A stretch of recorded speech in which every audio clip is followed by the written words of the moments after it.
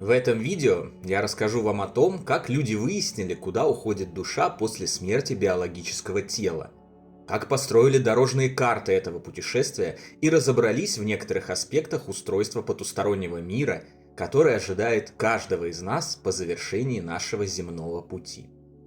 Большинство научных открытий, приводящих затем к революционным прорывам и грандиозному прогрессу человечества, совершаются случайно. Кто-то куда-то посмотрел, увидел что-то нетипичное для принятых ранее догм и убеждений, не побоялся разобраться и открыл что-то новое. Чего стоит только одна история открытия инфракрасного диапазона светового спектра.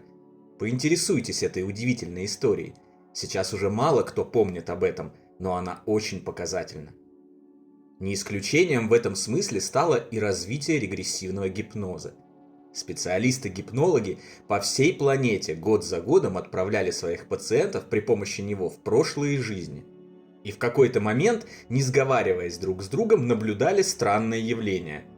Пациент сбивался с привычного маршрута путешествия по прошлой жизни и начинал рассказывать странные вещи про темные туннели, хрустальные города, существ света, советы старейшин и встречу с умершими ранее родными.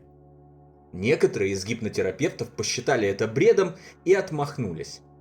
И так подвергаемые репрессиям со стороны своих материалистически настроенных коллег, отрицающих прошлые жизни, они боялись прослыть совсем уж откровенными шизофрениками и потерять остатки репутации. Но некоторые из них взяли верх над страхами и в духе бесстрашных первооткрывателей, покоривших другие страны и континенты, в духе Колумба, Кука и Магеллана, храбро отправились в неизведанное. Именно благодаря таким бесстрашным людям человечество и продолжает свое развитие, несмотря на все трудности и проблемы, создаваемые консерваторами, не желающими идти вперед и открывать новые горизонты. Майкл Ньютон, Долорес Кеннон, Сильвия Браун и другие специалисты по регрессивному гипнозу провели десятки, сотни тысяч сеансов и в своих книгах представили миру внушительный объем данных, полученный в результате десятилетий трудов на протяжении их длительных карьер. Своей деятельностью они стали примером для тысяч других гипнотерапевтов, которые в последующем расширили рамки их открытий и растянули замочную скважину в потусторонние двери, через которую им удалось заглянуть на ту сторону. Если обобщать данные их книг, статей и отчетов, обнаруживаются потрясающие совпадения почти во всей информации, которая в них содержится, хотя и получена она в разные годы, разными людьми, находящимися в разных местах планеты. Выяснилось, что отправив пациента в прошлую жизнь, выслушав его рассказ о ней и дойдя с ним до точки смерти, если проявить терпение и профессионализм, можно увидеть продолжение.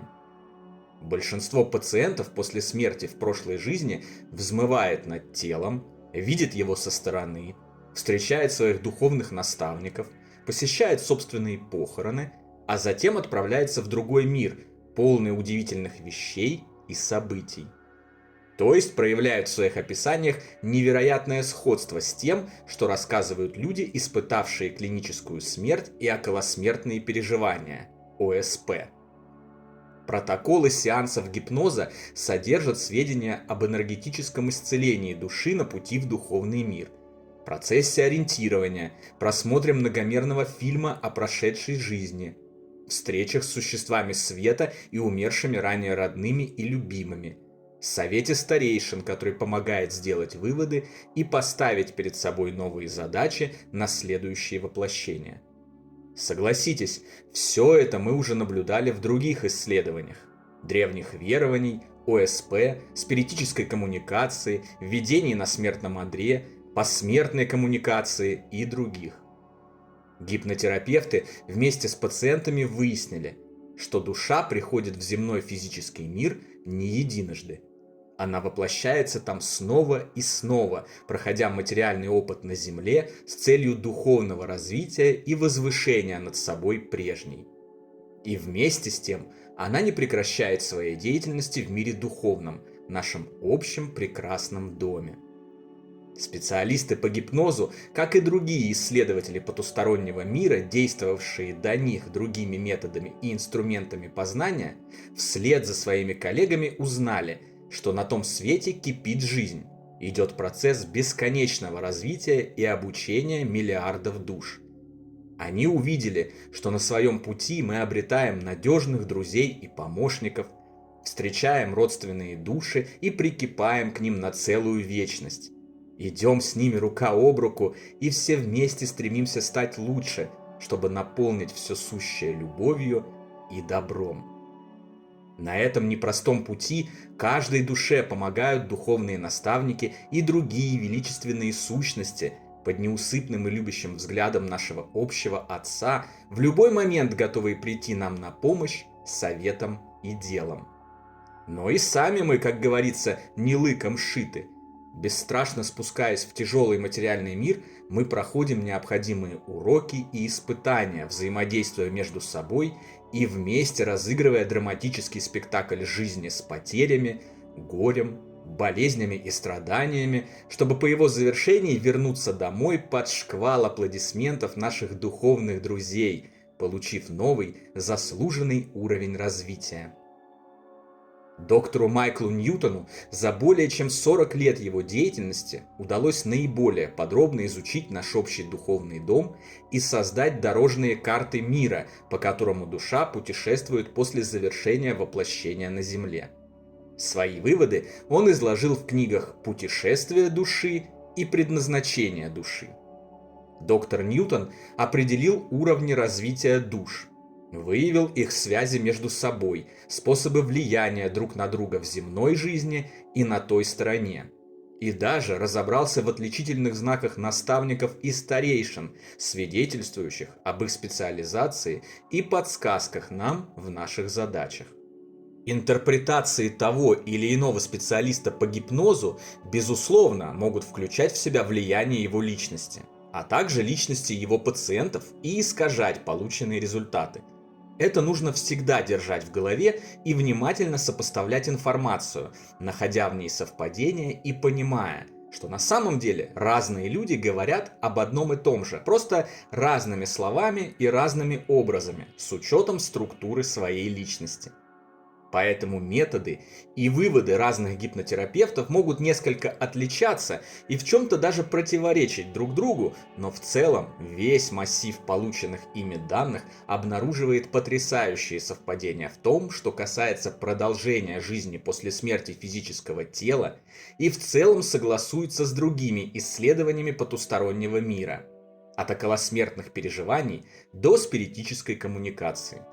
И уж совершенно точно нелепое обоснование невежественных людей, не желающих ознакомиться с доказательствами и списывающих любые паранормальные явления на галлюцинации, не имеют под собой никаких оснований. Даже маломальски образованному человеку очевидно, что чересчур многовато списывается на галлюцинации, учитывая, что те или иные проявления потустороннего мира происходят по всей планете на протяжении тысяч лет, что называется 24/7, и никак не зависят от различий между людьми, их наблюдающими.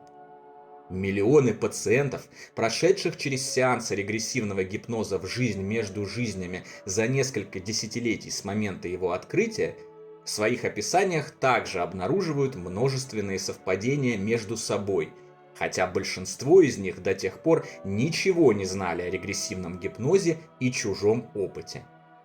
Их свидетельства не выглядят как фантазии или ложь, согласуются между собой в целом, и что самое главное, их трансцендентальный опыт приводит к удивительным переменам личности. Если бы того, о чем они говорят, не существовало, то очевидно, что не существовало бы и его влияние на них. Ведь не может как-либо влиять то, чего не существует. Но оно влияет, и влияет поразительным образом, а значит, оно есть.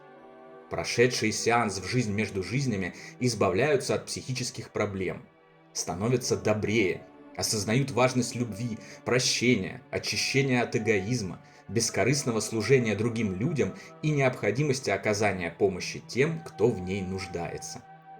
Таким образом, снова и снова, в разных областях, С применением разных инструментов и методологий мы видим, что все, что касается вопроса жизни после жизни, будь то ОСП, медиумическая коммуникация, регрессивный гипноз или даже просто глубокое изучение потустороннего мира, делает человека лучше и тем самым само по себе свидетельствует о реальности жизни после жизни. На этом на сегодня все, дорогие друзья. Я обнимаю вас и желаю вам всего самого лучшего. Ни на секундочку не забывайте, что фундаментально вы не тела из плоти и крови, живущие в среднем каких-то 60-70 лет, а могущественные, бессмертные духи, боги и богини, способные абсолютно на все и призванные любить, светить, творить добро и помогать всем, кто в этом нуждается.